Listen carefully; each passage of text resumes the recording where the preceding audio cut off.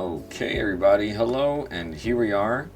So today I'm gonna show you a little secret, not really secret, more of a awesome tip that I kind of stumbled on.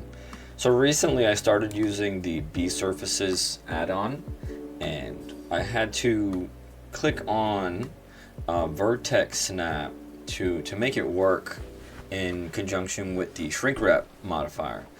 And I don't know about you, but I struggle a ton to get a Blender Unreal Engine skeleton in Blender to go in the fingers and get the bones to align with any real small parts, like maybe an elbow, and especially if anyone knows, if I've done this before, getting the bones inside the fingers. Like, for example, if I'm going to go and set up this hand, so first we have to align where the fingers go, right?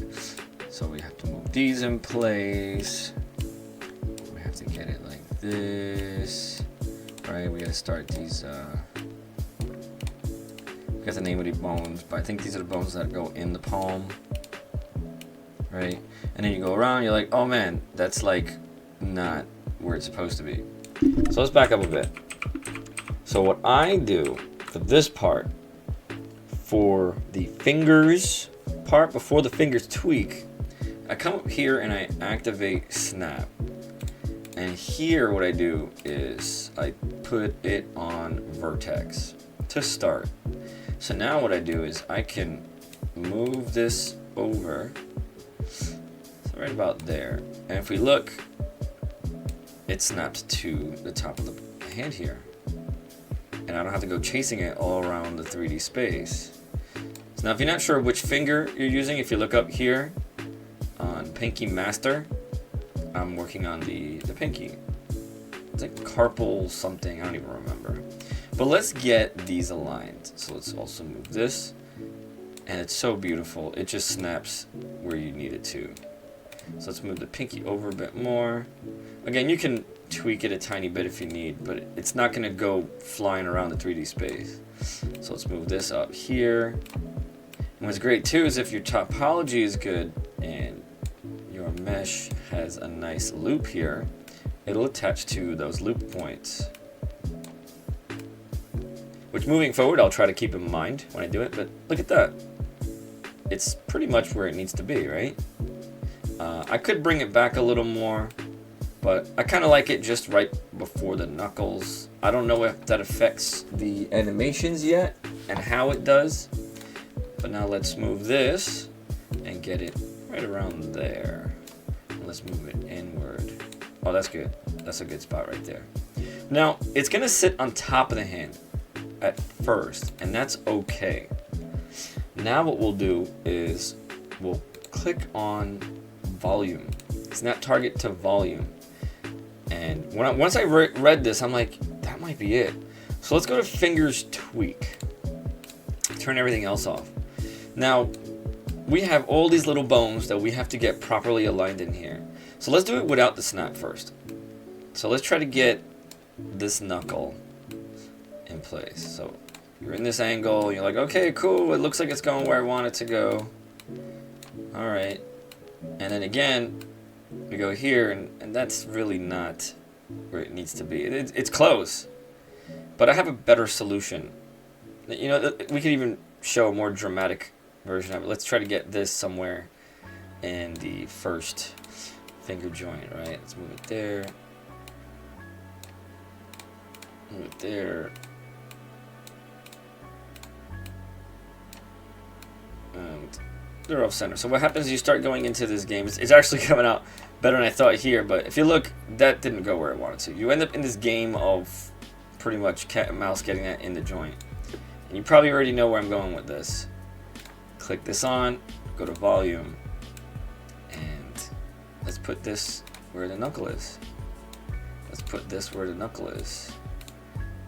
Now I'm not going to change the view, I'm going to leave it at this angle. Let's put this, let's even go even more drastic. Let's put this right here in the front finger. Oh, now it's gonna block my view. So let's keep working on the larger joints. Now again, I'm purposely doing this to show the how messy it can be working with these finger bones.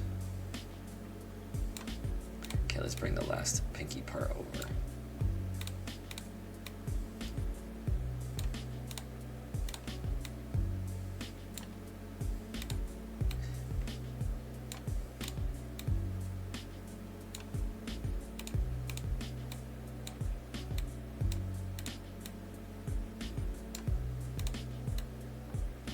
Alright, so I haven't changed the view.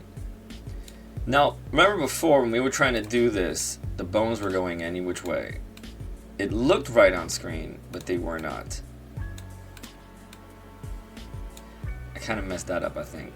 Move backspace, move back up out of that first, because I leave the thumb for last. So now let's do a nice spin around. Okay, not too bad, but now we have the advantage of doing it again. And from my idea, what it's calculating is it's centering it within that mesh space, the volume of the mesh space. And, oh well, I must have pulled it too far back. Now again, it's not a one-shot deal. You have to get it perfectly centered inside that space, that volume. So let's move a little forward more. But it gets you a lot closer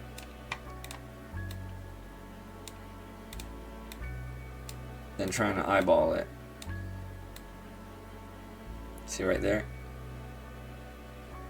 Now I don't know about you, but that was a lot faster and a lot less fighting with getting these bones aligned than normal. Now with the thumb, again, you want to come around to this corner and you want to try to get it as perpendicular to your view as you can, like that, and it sort of finds its way inside. Now here, instead of using the snap, I'll turn the snap off and I'll just bring that down,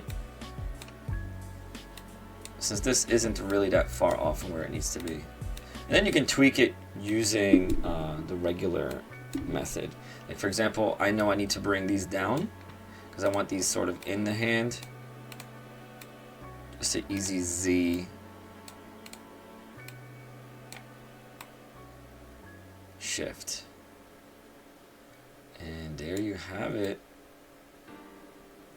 So for me, this has been a real help in getting these bones in position. And now you probably even do it with the wrist, right? This is not too far off, so I'll just use the manual way. And let's get this centered here.